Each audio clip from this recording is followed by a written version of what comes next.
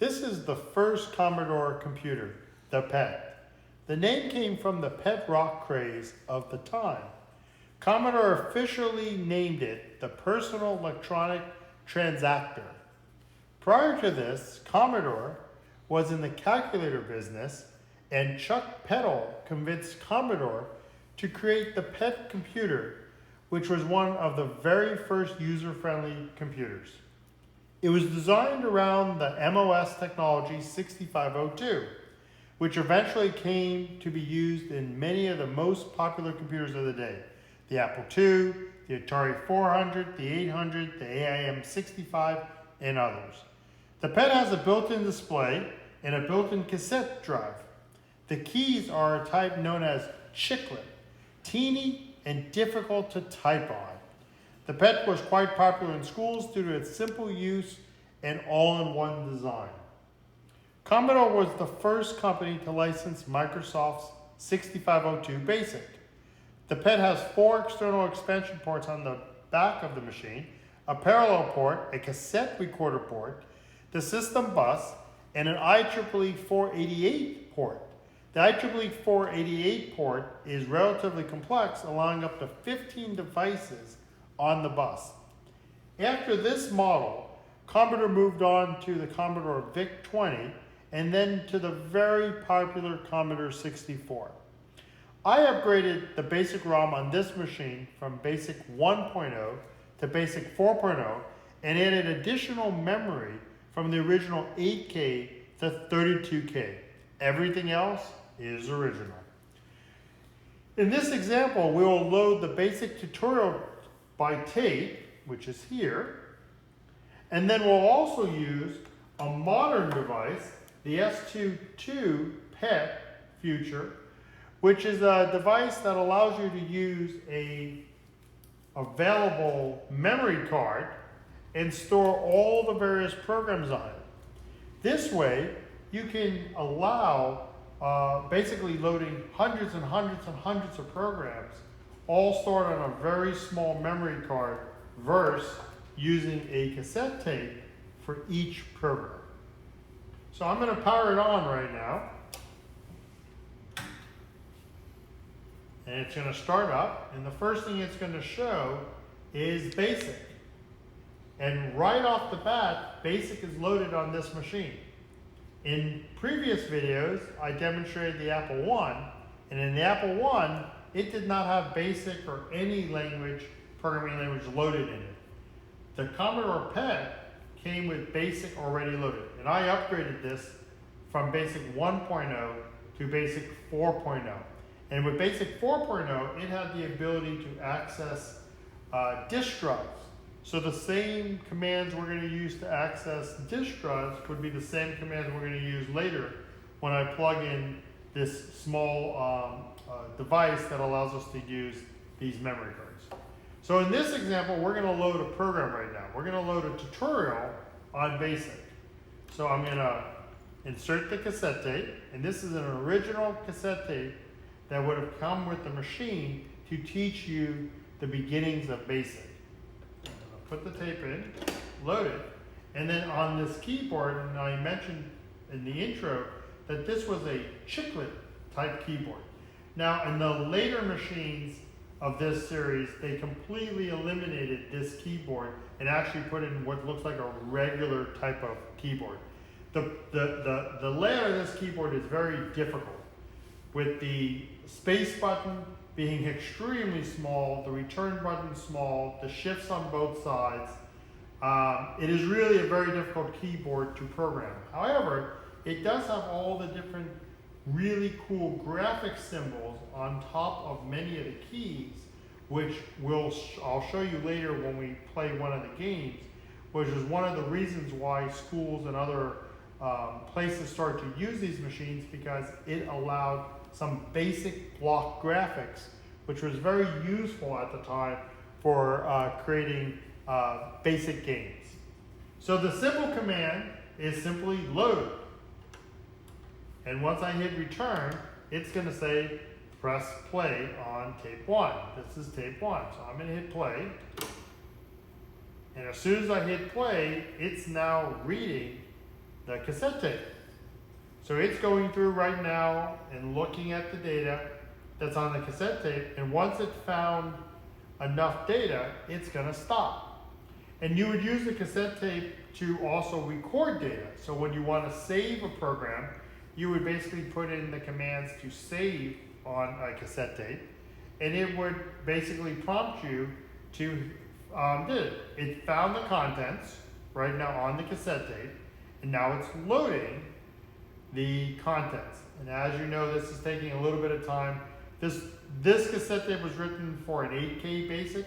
The program in here is probably less than 2 or 3K, and obviously compared to modern machines, this takes a long time. But you're reading data across the cassette tape. So similar to some of my other examples that I've done, this cassette tape you can listen to. It's actually audio of varying tones, and those tones are interpreted as bits for the machine.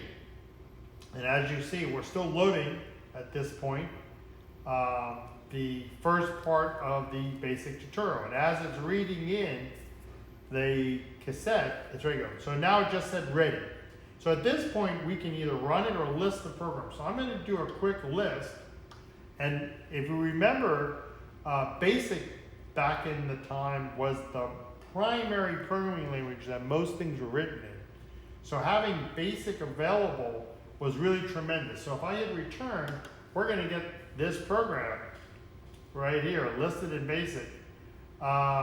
And to run it, we're going to type run. And obviously you could go in and type something and modify some of the lines here to customize your program and then resave it. But what I'll do here is I'll type run, and the program is going to start. And this says beginning basic for the pet. And what this program does is teach you a little bit about how to program in BASIC. And it's a really basic little graphics here. But ultimately, once you mastered the basic programming language, you could then create programs for the pet fairly easily. And all of the programs were basically written in BASIC. So it's giving me some instructions here. Whenever this occurs, you must press the space bar. So here's the space bar. And then here's all the different lessons. Introduction to line numbers, variables, print, number settings, looping, etc.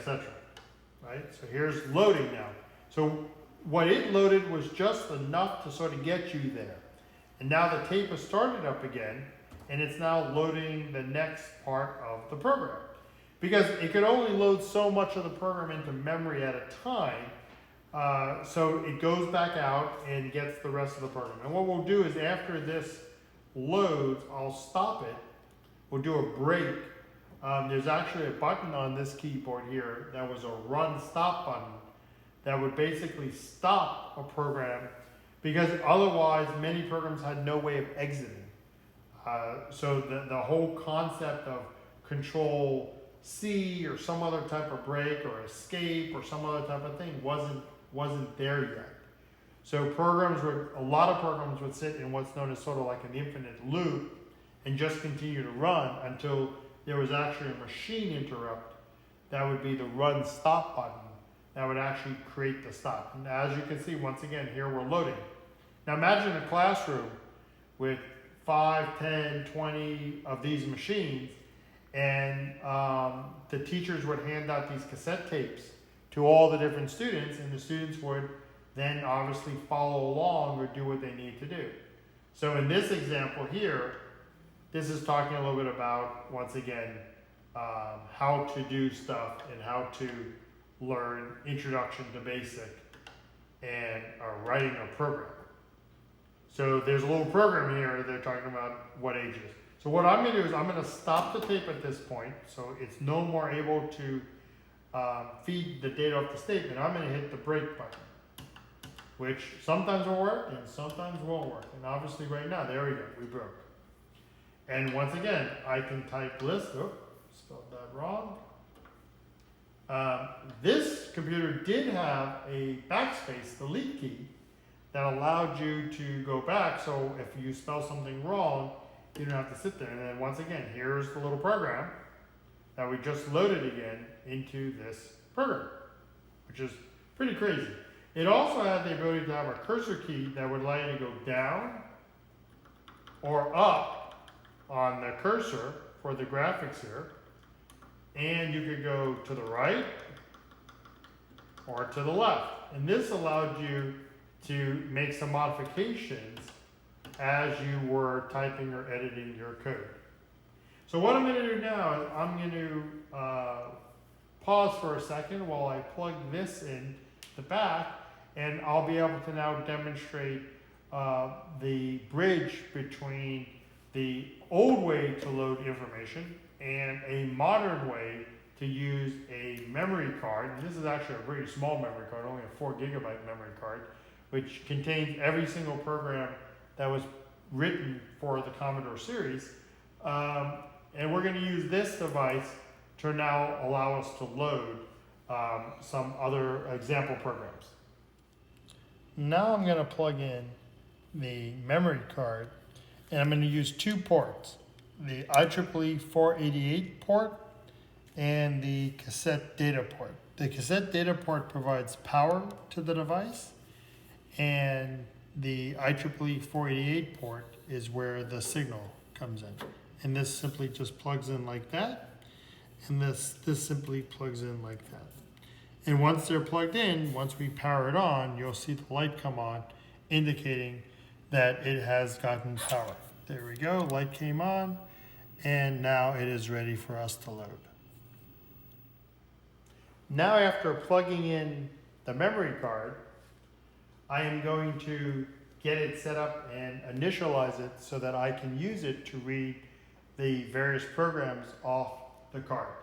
So the software has a little program that sort of works almost like a disk operating system. So in order to access it, I'm going to type the command sys space 36864. And what that will do is that will install a small piece of software on there that basically works as a disk operating system. And with that, I can run commands to view all the directories, delete directories, make folders, etc., all on that memory card. So what I'm going to do right now is I'm going to display the directory of what's on that memory card. And this is going to go by quick. So basically it is the @ symbol and the $sign. And I'm using a little cheat sheet here that has all the commands in it. And when I hit enter, I'm going to get a list of all the various programs that are on there. And there's tons of little folders and other things with all the programs that have been written on there. So for me to run a program, and I'm going to run tic-tac-toe. And once again, this is all done in BASIC. Almost all of these programs were written in BASIC for people to do it. And the beauty of that, from my own experience, of when the programs are written in BASIC, you get to see the code on how someone solved a particular problem. And that's sort of the basis of how shareware and how people develop their code. Because I could take a program that was given to me, tic-tac-toe, and I could say, wow, look how this person did this, make modifications to it, and then save a new program and then distribute that as well. So there was lots of user groups out there for the Commodores, for the Heathkits, for the Apples, for all the different machines, where they would publish the code and people would retype in the listings and then make their own modifications and then redistribute that as well. So in this example, I'm going to load tic-tac-toe. Who doesn't like tic-tac-toe? So to load the tic-tac-toe, I'm going to do this little command, the @ sign, and then I need to type in the name. So it's TIC dash TOC dash TOE, and I have to put in the PRG. So it's basically saying this is a basic program and I want to run tic-tac-toe. And I'm going to hit return. It's searching for it, and it loaded it. Now, isn't that amazing how quick it loaded?